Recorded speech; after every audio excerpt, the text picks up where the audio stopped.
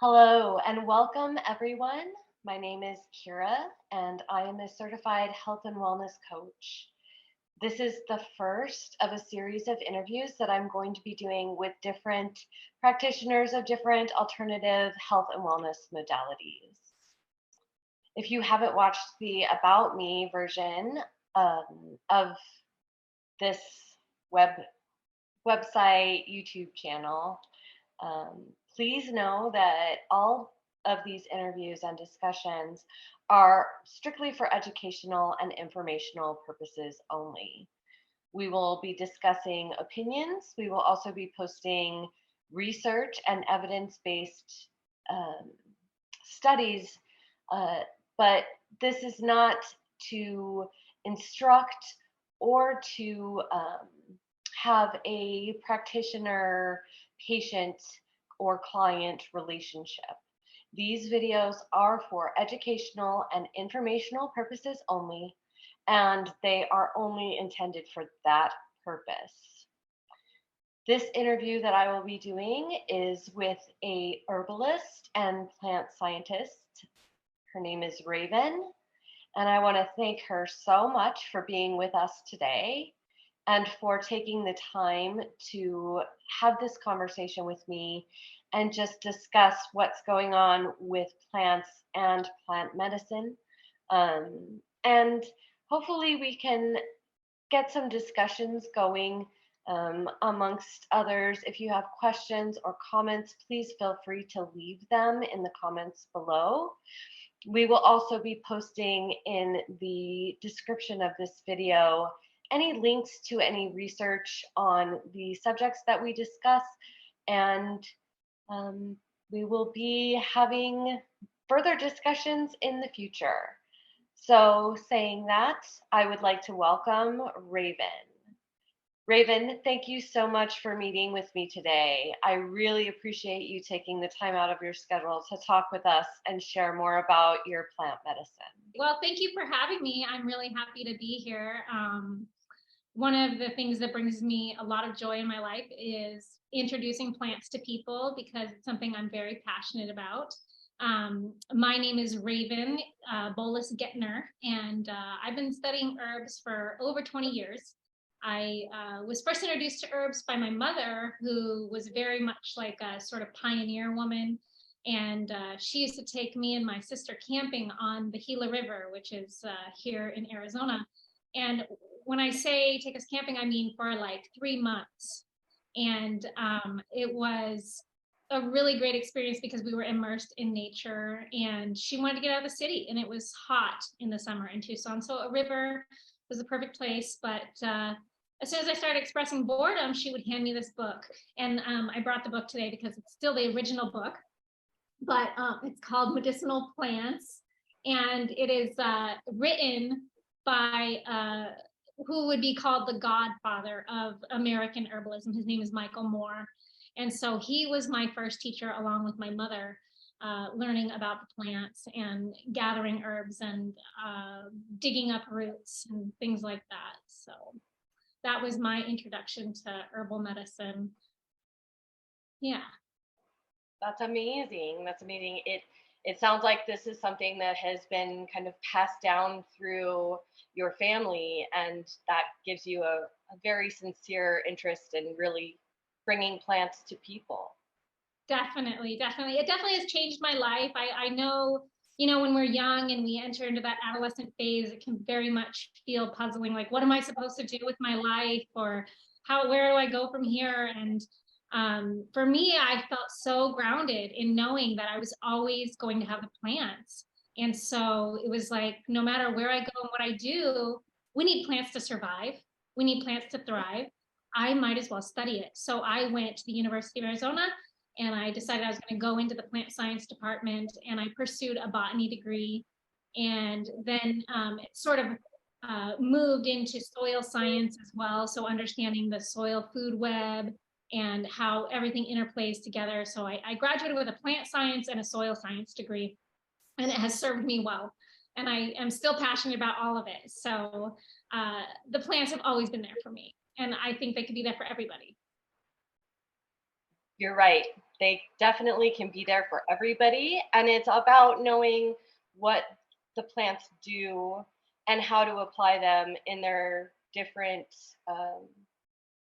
different aspects. And there is so much to know about plants.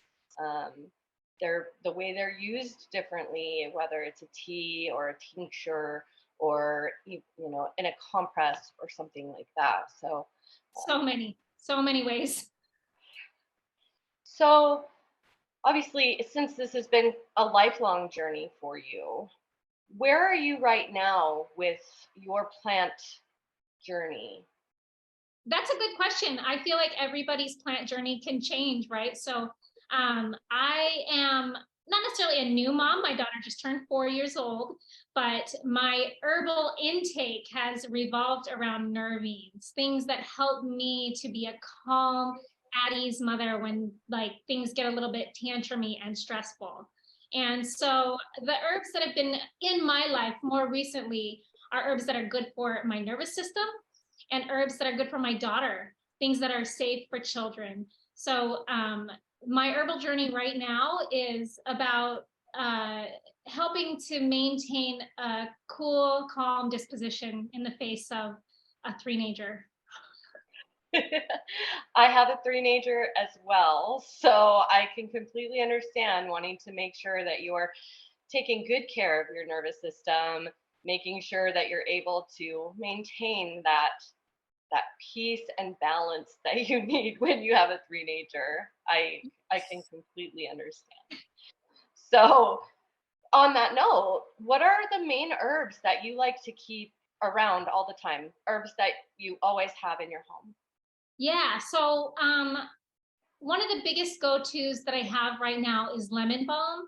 And the herbs that I chose to talk about today were herbs that I'm able to grow here in Tucson. So herbs that are generally easy to grow for people. But I was able to grow a lot of lemon balm, and lemon balm is a plant that's in the mint family, and it's an aromatic, uh, and a lot of the aromatic herbs often help with digestion. And the lemon balm itself is something that is also nervine, and taken in the right doses, it just kind of helps to bring everything in and help you to find an inner calm. Uh, Many of the herbs that are written under the word nervine basically help us with our nervous system to perceive the world in a different way. Instead of constantly being stressed and feeling like maybe our nerve endings are frayed, a lot of the plants that are nervines kind of help us to change the way that we see the world. So the way that our perception, so information comes in, and the herbs that I'm talking about help us to find ease with that. And so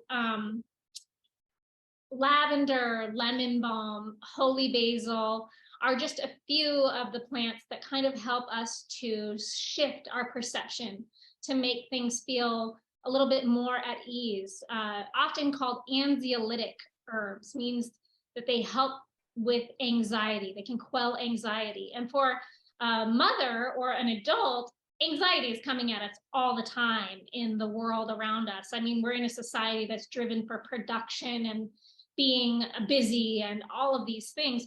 But with a mother-child relationship, anxiolytic can just mean that you're trying to take the edge off of a situation that might feel irrational. And that can work for children too. You can help the child to then also shift their perception by taking this herb, and they will find that it just brings their system down a little bit so that their nervous system is able to sort of rewire and allow for more calmness to enter into the situation. And you mentioned in the beginning, talking about lemon balm specifically, that it does aid in digestion, and that ties in with that gut brain connection, Oh where my they're gosh. actually like, they're showing now through a lot of research that our gut produces more serotonin than all of the other systems in our body. And that is one of the hugest hormone fluctuations. And it also impacts dopamine. It impacts our cortisol levels. All of these hormone systems are so tied in. And so that's really incredible that this nervine that you're talking about, lemon balm, also, ties in with the current research showing the gut brain connection and how important that is. So that's really incredible. Thank you for bringing out that really important point of digestion and impacting our nervous system and how vital that is. Lemon balm, I've also used lemon balm with Keenan, and I've seen some really amazing effects, particularly if he's going to have like a higher stress situation, to kind of just give him that little oomph, a little bit extra calm, a little bit of, I don't know. I don't even really know how to explain it. You explained it so beautifully that it just really gives you that like just inner sense of calm. It's not overtly going to change, how our bodies are working, like a medication would, but it does really have a very strong effect. Yes, yes. And I love it when people have examples of how they've watched an herb work, right? And so one of the best ways that I use lemon balm is it'll be a half hour before bedtime and my daughter gets the zoomies, man. She just wants to like do the most hyperactive thing in the world. And I'm just like, oh, it's time for sweet Melissa. And I have a wonderful glycerin and she takes a little, and by the time it's time for bed, we usually read like 5 stories, but we don't even get through 2 stories because she's like, I'm done. I'm done. I'm like, that's great. That's great for everybody. Right, right. Oh, lemon balm really does and I've experienced that with my son, where it really does have that ability to just bring peace. I love that you call it Sweet Melissa. I don't think, can you explain why you Oh, refer sure. to it as Sweet Melissa?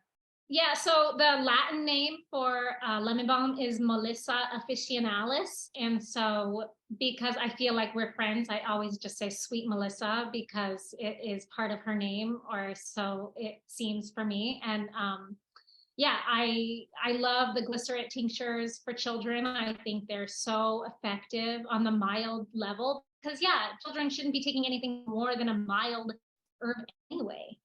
But it's almost like lemon balm was made for a mother-child relationship. That's and that's perfect, right? Because you can use it for adults and children. It can be used through the span of someone's life. And yeah, with being able to make that connection, and obviously you have a very special relationship with that particular plant, so that's beautiful. Are there any Yeah, other?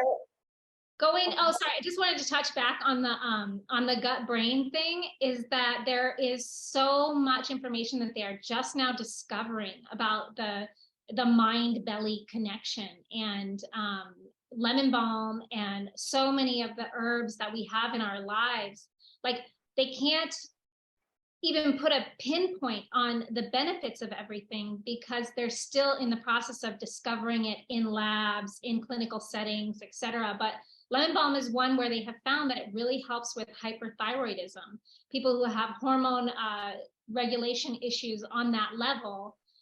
So one contraindication for lemon balm would be that if you are taking a thyroid medication, you would want to check with your doctor for sure before you decide to take more than a cup of tea, so it's something to consider.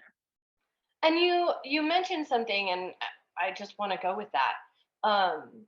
With herbs, these are not isolates, right? We're not just picking apart the pieces of the plant. We're actually using all of the constituents of the plant. So, you know, because I think that does give such a broad spectrum, there the research, usually with medications just shows the one particular isolate, either chemical or substance, that they want to see the impact of. Is there anything you want to speak to with using the whole plant and all of its constituents? Well, I think in general, what is beautiful about herbs and taking herbs internally and externally and however is that you're approaching it with a holistic view, meaning like the whole body, the nervous system, the gut biome, the external parts of your life that can be affected by the herbs. And so instead of just like taking pharmaceutical, which is often just addressing one particular issue, herbs are able to address things on a much deeper cellular level because it's able to affect an entire system. So I think that the beautiful thing about herbs is that they are holistic. They are made for treating a whole system, not just a symptom. Excellent. And I'm all about the holistic approach and looking at all of the benefits, and trying to stay as close to nature as possible. So that is brilliant, and obviously why I think people are looking towards plants, because we want to do root cause medicine rather than just symptoms and just fix one thing, but then three other things pop up. Right. And then you need another medication for those things. And then, yes. Yeah. So what are some other herbs that you keep around your house? So another one that I just have to talk about, and this is a plant that I don't just use because I'm a mother in this particular situation. I've been using this plant and growing this plant for over 20 years, and it's called holy basil.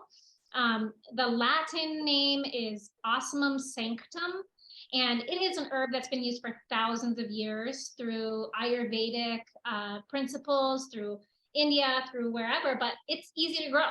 And so because of that, it's a wonderful plant to have around. You could, there's a saying that it's like, if you eat a couple leaves of holy basil a day, you'll be good. That's kind of like the apple a day, Right. But I love holy basil. It is classified as an adaptogen. So it's one of the herbs that kind of there again, it helps to tone and nourish the whole system.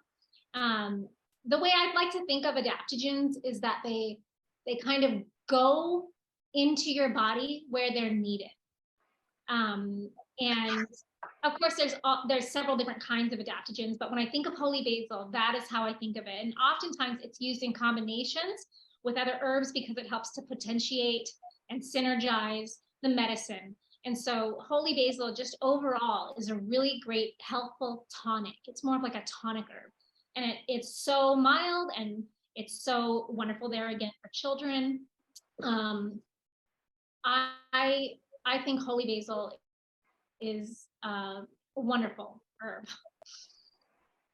No, it sounds like an amazing herb. I've used it on myself. I wasn't aware that it was safe for children. Yeah, it's a basil. It's in the basil family, so it's a culinary herb. I mean, basil is so.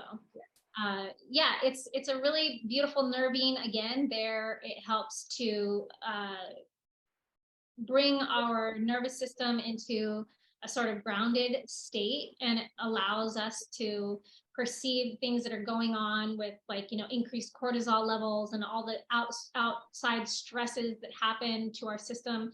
It helps the body to regulate that. So when I think of holy basil, I think of herb for resilience. It really helps us to tonify and strengthen our nervous system and our body. So I absolutely love holy basil. That's fantastic. All herbs, I think, really, the ones that you're mentioning right now, like you said, they're all really tied into that resilience, that inner center, the calm. That's fantastic. What else? What else do you keep around your house? So a couple of years ago, I bought a tray of lavender and I started growing it in the garden in like on a large scale. And I found that a variety that loves the heat. So it does fine in the summers here where it's like 110 degrees on hot days. But it is a really beautiful aromatic herb. And let me see, the Latin on it is like lavandula officinalis, and the variety I'm growing is called angustifolia. And lavandula is a Latin word, and the base of the word is lavare, meaning to wash. So it is a very like cleansing herb, and it is cleansing, not just like wash your body, but like cleanse your spirit, like help to shift your perspective. It basically is a beautiful, gentle herb that brightens the mood, that lifts you up. It is listed as an antidepressant. It is listed as an aromatic digestive. So there again, we're back with the gut and helping the gut to maintain its microbiome to help with the whole nervous system. But yeah, I don't think I'll ever get tired of the smell of lavender.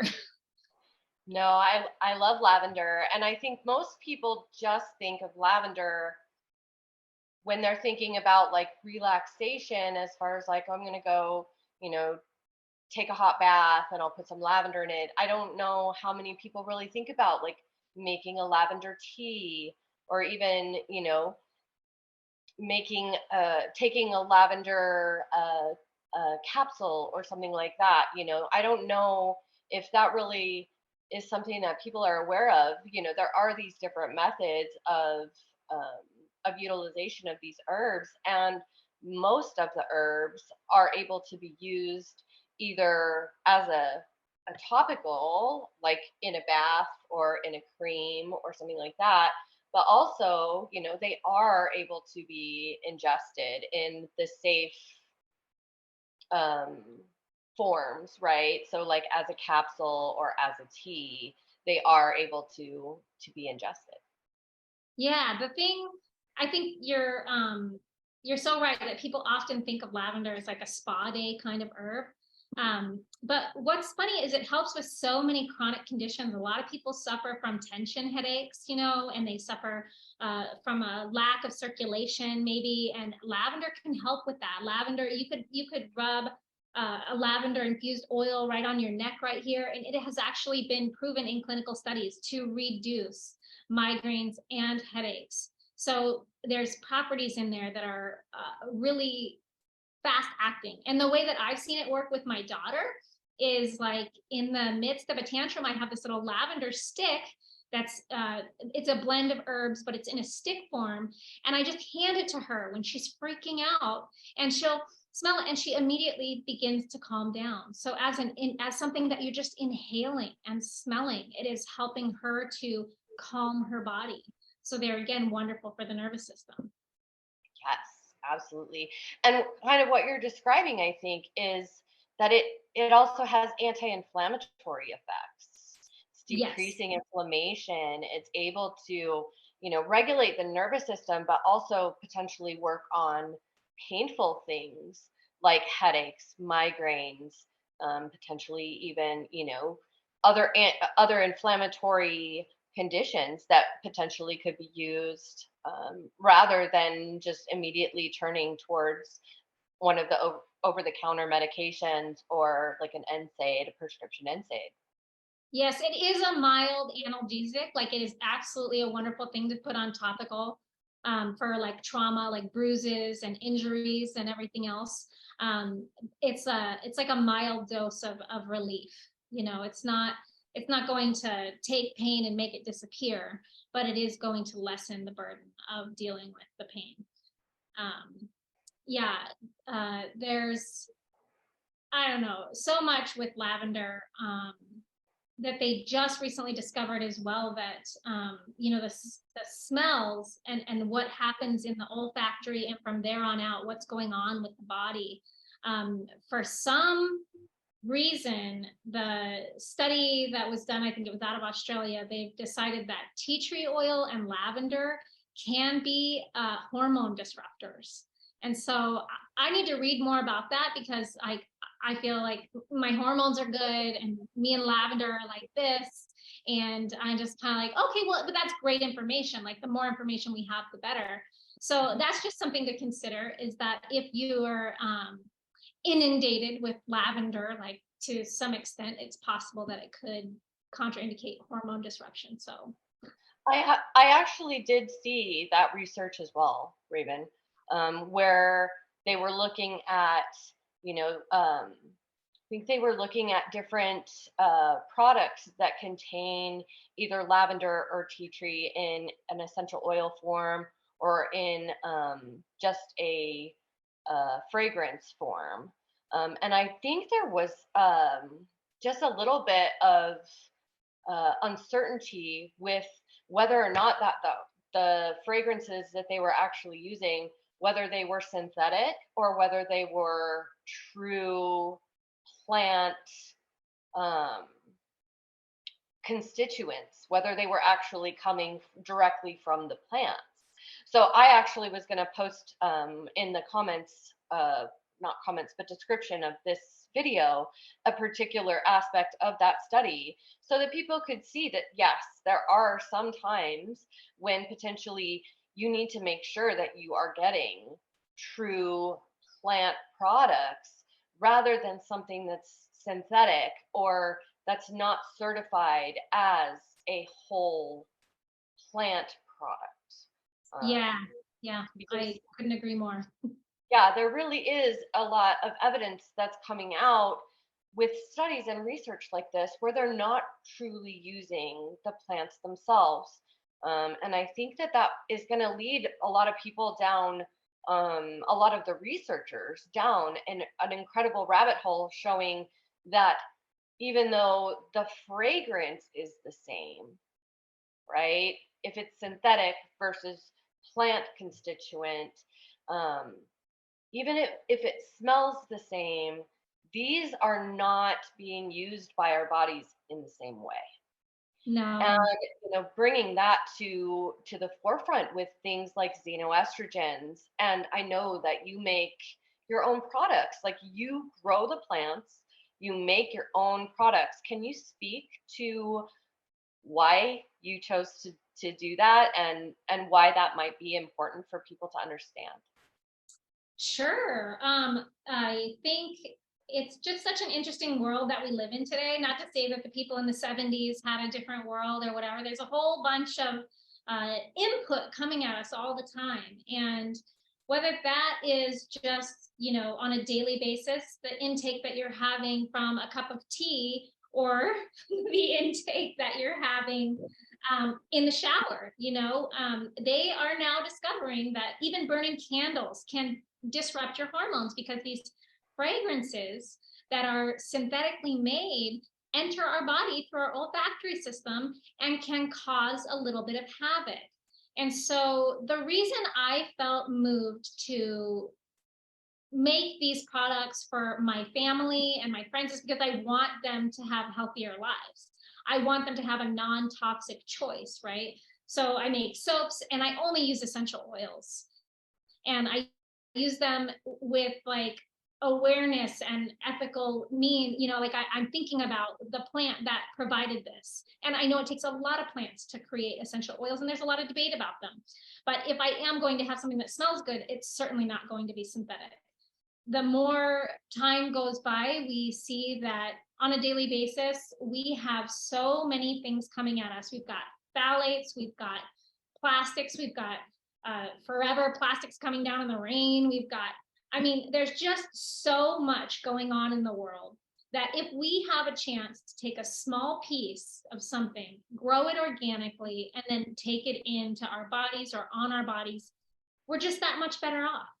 And all these herbs I'm talking about for the nervous system, they are helping with that same type of external things that are happening. They're helping us to regulate all of that. They're helping us to create an environment within ourselves that is more peaceful. And so for me, I want to have herbs that are going to help me to be sharp in the mind for until I'm 80. I want herbs that are going to help keep me healthy until I'm 80 or 90 or whatever. I want to have vitality. And so the reason I started my business is because I want vitality for myself and I want it for my family and my friends. And then, it gained so much popularity that I said, for the people who live in Tucson, I want to have it for them too. And if you're drawn at all to plants and the essence of what they can do for you in your life, I think that there's a reason. Like the plants have been waiting for you. They've been waiting for you to realize they're there for you. And so I think the more we integrate, and that is like the biggest word of all, integrate the whole thing into our lives, the better off we'll be, and the more the less toxins we will be intaking, because the more we know about what it is we're putting in our body, the better health we'll have. And you've touched on so many things that I'm like, oh, I want to talk about that.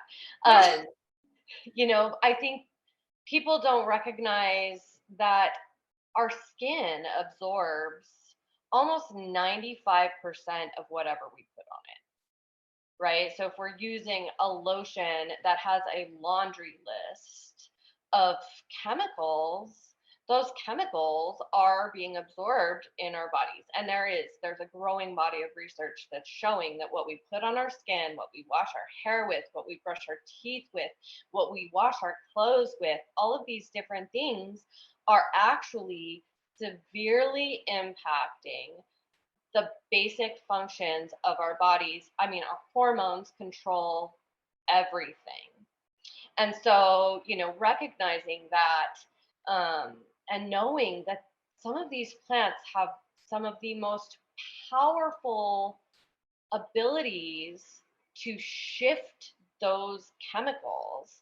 One that comes to mind in particular is rosemary, and that it can actually remove and clear these receptor sites that are being blocked with xenoestrogens and are actually causing people to experience estrogen dominance. That's just one that comes to mind, but these plants have such a powerful impact on what modern life is doing to our body systems. And our body systems have not changed, right, in like the last 10,000 years. I mean, we're pretty much the same as we were when we were nomadic people.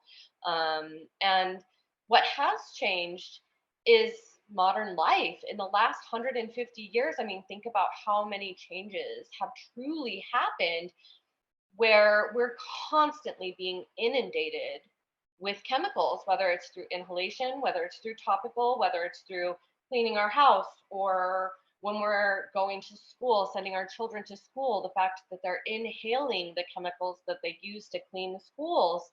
All of these things, it might not mean, a little bit just once isn't going to hurt you, but when it's a lifestyle of constant exposure, those exposures build up. So just being mindful of that and saying like, okay, I'm going to remove these particular phthalates. And so I'm going to be mindful of the ingredients list on my shampoos and my conditioner and my body wash. And, just even removing those things just a little bit and shifting that can have a huge impact on our overall health and well-being. Oh, you are so correct. It is such a world that we live in, that our bodies, whether we know it or not, on a level, we are in fight or flight a lot more often than we were like 150 years ago. And it is becoming what is called chronic stress. So if we're physiologically experiencing chronic stress, where our cortisol levels are just like through the roof, and our blood sugar levels are through the roof, our digestion is staunched because we're stressed out and we can't relax enough to actually have the proper digestion happening in our bodies. To add on top of it, the amount of input coming in through our skin, which is our biggest organ, is just like the cherry on top of like all the things. So if you can pick something that you do every day, we'll call it a ritual, right? Our ritual is that we shower. If we shower every day, isn't that a wonderful thing? Yes. But is it wonderful if you're showering yourself in stuff that's like banned in the European Unions? No. And so make choices every day that allow your ritual to be pure, that allow your body a break, to be nourished instead of fighting. Because this fight or flight thing, we've got to allow our body a chance to replenish, nourish, and relax even. So, yeah. No, and what you're talking about, so powerful, because with the fight or flight and that whole sympathetic nervous system, right? Most people don't recognize that there is an antagonistic system called the parasympathetic system that actually acts as a off mechanism for the sympathetic nervous system. So that constant flight or fight, and the parasympathetic, the nickname for the sympathetic is the fight or flight. The nickname for the parasympathetic is rest and digest.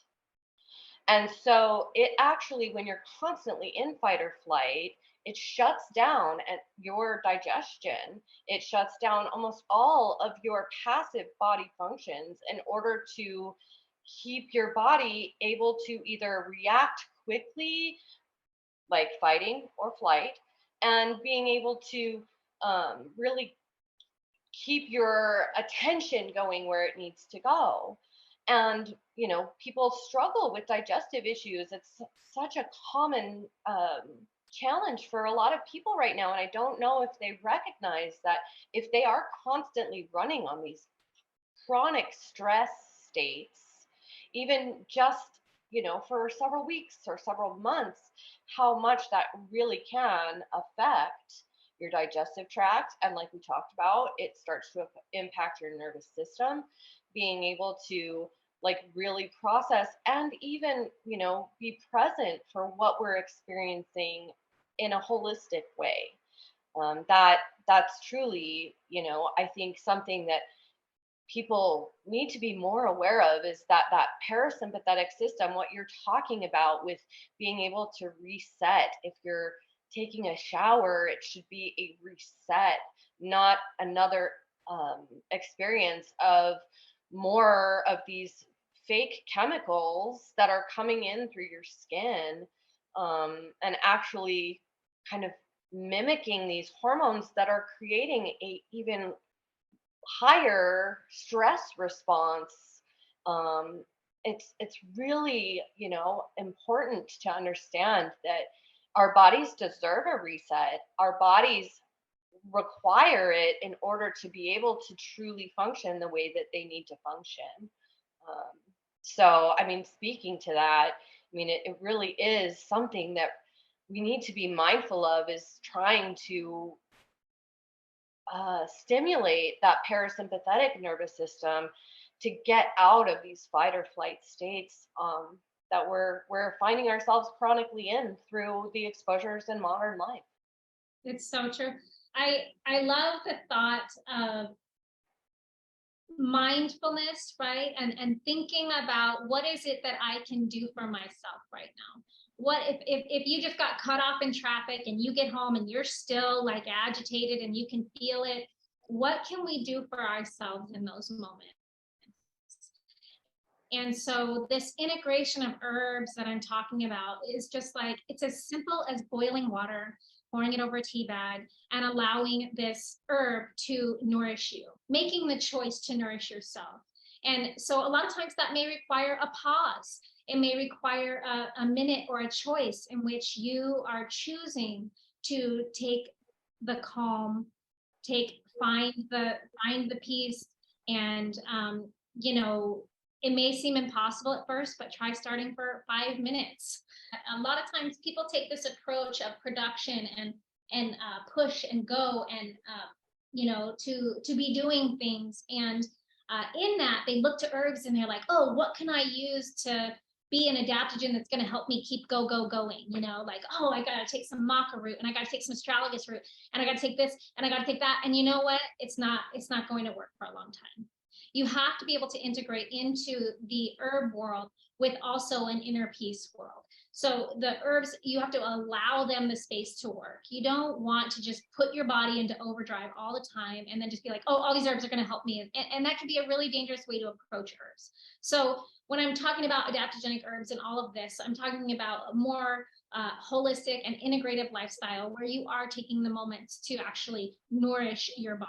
And so that is just something I feel like it happens a lot in the herbal world. You'll find people who are wanting to have the herb that's going to help them to continue to be the go-getters that they are. And that is a wonderful thought, but there also needs to be the balance of finding the peace, the calm, the ritual, the give back to the parasympathetic nervous system. So I just wanted to touch on that for a second. No, and what you're talking about truly, right, is that herbs are part of a self-care program. Like this isn't just about how can I make more, how can I do more, how can I be more productive? How can I wring my body out more? Right. This is about like coming back to, okay, like I want to take these herbs not just because they're going to give me an extra kick, but because it is going to nourish my whole body. And I think people forget too, when I talk to people about nutrition and the importance of looking at your whole nutritional balance, people really tend to think about fruits, vegetables, macros, micros, all these things. And they don't recognize that there are nutritional benefits to herbs as well. Like there are some herbs that contain more vitamins and minerals than a multivitamin or a B complex vitamin. Catnip comes to mind when I think about, you know, B vitamins. Catnip contains all of the B vitamins, including one that's really hard to find in any natural form. That's B9. So when people think about herbs, I don't necessarily know if they typically connect herbs to nourishment and Yeah. to the effect that, I mean, you can, if you are able to and you're wanting to shift to a more natural supplement, you can actually turn to herbs rather than taking these synthetic vitamins. And not that synthetic vitamins are horrible, but if you're looking for something that's going to be of a more holistic and integrated approach, you can use these herbs as nutritional supplements. And I don't think people know that.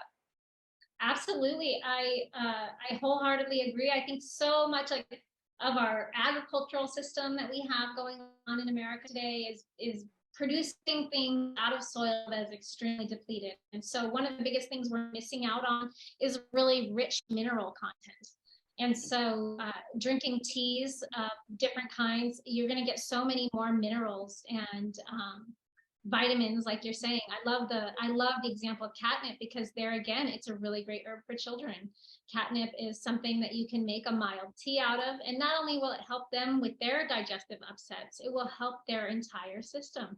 And it is a nervine, it is a calmative, it will help them to relax. I think catnip's a beautiful herb. And there are so many examples like that where the plants themselves just have so much to offer, and all you got to do is pour boiling water on them.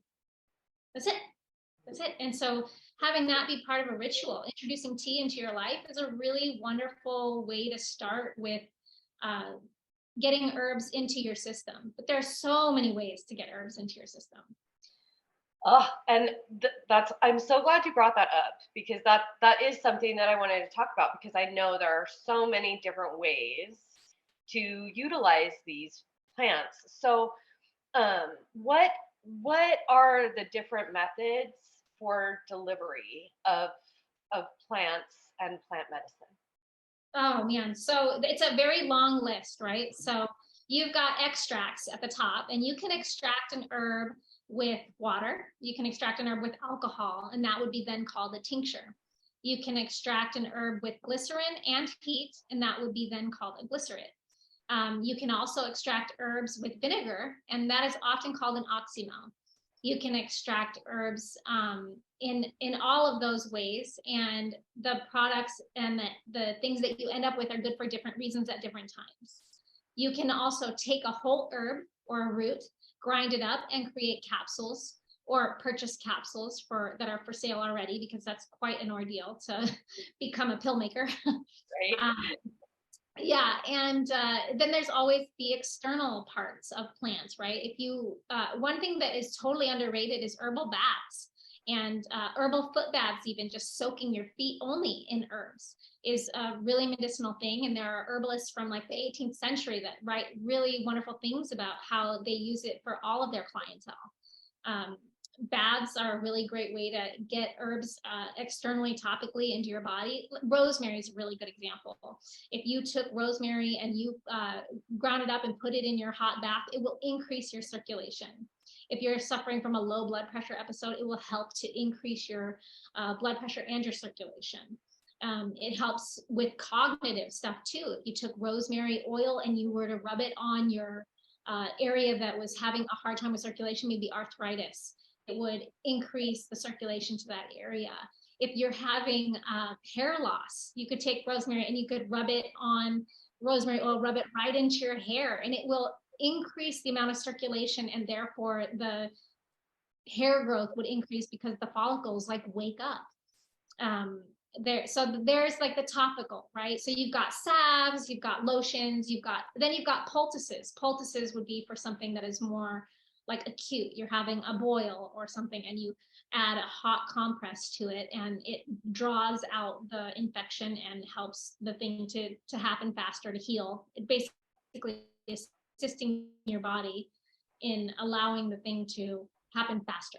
I mean, there's so many methods of getting plants on your body. There's so many different words that people use for it too, you know, like, is tea a tisane, or is it a tea, or is it an infusion?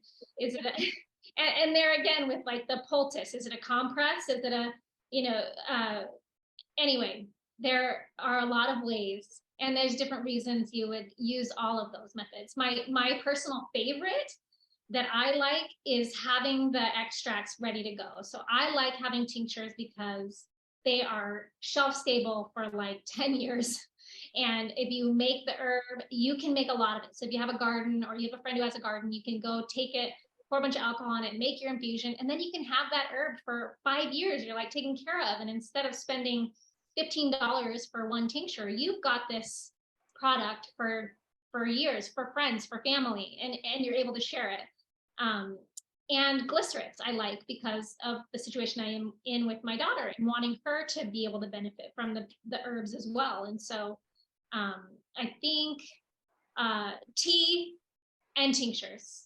Tea, those are my two favorite extracts, my two favorite methods of getting herbs into my body. You know, I think people might want to know a little bit more about that, because I know that people drink tea on a regular basis, but I don't know if they recognize, again, that a tea can be a therapeutic dose of an herb. Like, Oh, yeah. you can drink tea and that is actually like impacting just as much, sometimes even more so, because you're taking more of it in.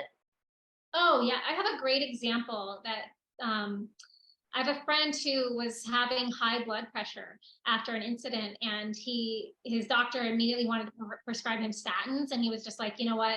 I understand that you're concerned for my heart health and everything else, but I'm going to go try this thing for a month and then come back and see how it goes. And so he just made 1 gallon of hibiscus tea, and he mixed it with a little bit of cinnamon.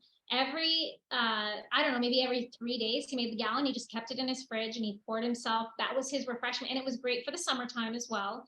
And he went back after doing this for 3 weeks, and he no longer needed to go on statins.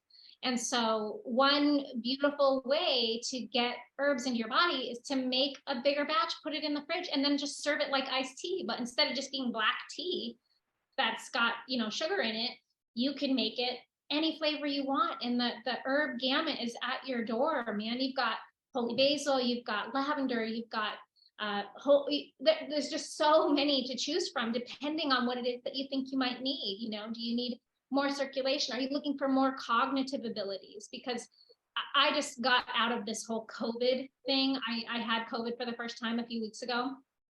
I felt like my brain did not work. Like I was like seeing everything through a fishbowl. And I got onto a protocol of lion's mane mushrooms and holy basil, because holy basil really helps get the cognition and everything back, helps to make your brain fire. It puts, and rosemary helps to get circulation back to the brain. And I'm better now. I can think. I feel good. That and vitamin B. But yes, I feel like there's so many herbs that are out there for us, and if we have even just a small selection to choose from, we can make uh, something to have all day long, every day. And what a benefit to our bodies. Absolutely. I'm so glad you brought up hibiscus and blood pressure because I actually just read the study on hibiscus and blood pressure. You And so did. yes, and so you speaking with that, like that was also something that I was going to ask you about, just because I love hibiscus tea. I had no idea that it really impacted circulation and the cardiovascular system, your heart health. Um, but I was actually going to see if you had heard about that. So obviously you have. That that is awesome, awesome. And it's So really great when you live in the heat to have hibiscus tea. If you live in the hot, it's just like it's like a no-brainer. It just is so wonderful. And so many of these herbs too, I didn't mention, they protect the heart. And so speaking to hibiscus, a lot of the red plants that are red, like hawthorn berry, rose hips, hibiscus, um, rose petals, they all help to protect the heart. And the heart is kind of like the center of it all, right? Like this is what we are trying to nourish. And so I just love the idea of doing something for myself every day that's for my heart. Yeah. and how often do we actually get to truly impact our heart's health? I think most of the time it's after the damage is done we start thinking about taking care of our heart. After you've had a stroke or you've had a heart attack or you've been diagnosed with high blood pressure, that you're thinking about repairing rather than restoring and being able to like prevent damage before it happens. Cayenne is one that I know is very good for the heart as well and circulation, blood. Yeah, and it's really amazing that with plants, usually the color of them tells you what system they're going to be impacting the highest, right? So like dandelion dandelion tea, it has a lot to do with removal of waste and toxins, so like your urinary tract and your liver and all of those things. It's yellow, so I think urine, right? And waste, biliary, all of those things, gallbladder health. So it's mother nature really telling us or showing us what plants are going to impact what systems the most effective way. I love that connection. I love that. It's the doctrine of signatures. And of course, there's always like the debate, it's true sometimes and sometimes not, but it is a beautiful thing. Like, why would we not want to feel more connected mentally, thinking like, oh, the plant, oh, look at that. It has this magical ability, and it's telling me. So one that I think of is more of a food as medicine, but beets. If you've ever grown beets and you look at the way the leaves grow, they're like bright green and the veins are all red, and you're Yeah. like, wow, this is going to be really good for my body. Like, I Mm. need some of this, I need some of these nutrients. And so yeah, I love the way that herbs talk to us through their physical attributes. Absolutely. Absolutely. Well, to kind of just wrap up, are there any big misconceptions that people have about herbs that you would like to speak to? Is there anything that you see commonly as maybe not exactly how you know plants to be? Yeah. I think that's a really good question. For me, I have a bias, right? Because I have a really tight relationship with plants, and I don't think that they're bad in any way or whatever. But there are, like, obviously dosage issues that could come into play, where you could feel sick or you could throw up from something that you took too much of. But I think that the biggest misnomer around herbs is that they don't work. And so people in America, in maybe other countries, I don't know, but have this idea that they're supposed to take something and it's going to fix it immediately. And the way that herbs work is they're just a much subtler, gentler approach to the cure or the fix, but it takes time. And so people think that, oh, well, I drank the hibiscus tea for 2 days and it didn't change my blood pressure. And that's just not the way herbs work. It is a very integrated thing. You have to have it integrated into your lifestyle in order for it to be something that is going to work. And so the misconception is that, well, I tried it and it didn't work. And the reason it didn't work is that maybe you didn't follow your protocol, maybe your dosages were off, but try again. I think it will work. Herbs like to teach us patience, and modern life is not patient.